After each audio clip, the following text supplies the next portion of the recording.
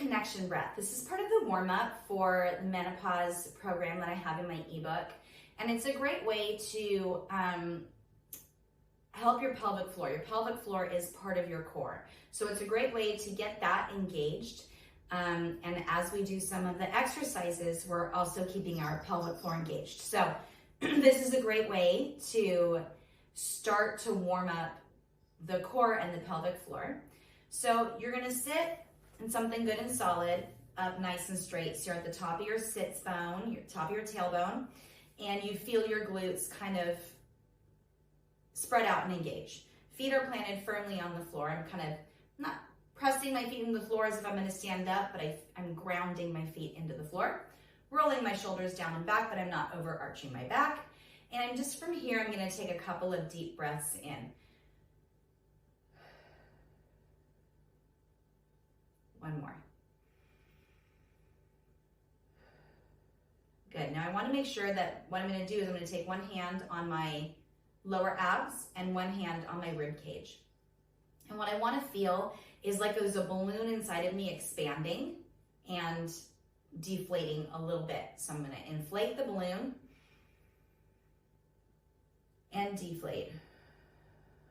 And on that deflation, I'm drawing everything in to start to begin engaging that core, embracing the core. I'm gonna come in and deflate and draw everything in on that deflate. Now, the next time I'm breathing in, I'm actually going to release my pelvic floor just slightly. So I'm not gonna bear down, but I'm gonna feel it just release. Okay, so I'm breathing in, and it's kind of opposite because I'm breathing in and my pelvic floor is lowering down. So breathing in. And on the exhale, I'm gonna draw my pelvic floor in. And that's that feeling as if you're gonna stop peeing. If you're familiar with a Kegel, it's a small Kegel. I'm going to about 30%. I'm not drawing it all the way in. But as I breathe out, I'm just drawing those muscles up, and in, as if I was like grabbing a tissue out of a box and pulling that tissue up with my, my pelvic floor muscles there. So I'm gonna breathe in and relax and breathe out and draw it into 30%. And I'm gonna do that 5 to 7 times as part of my warm-up, the very beginning of your warm-up.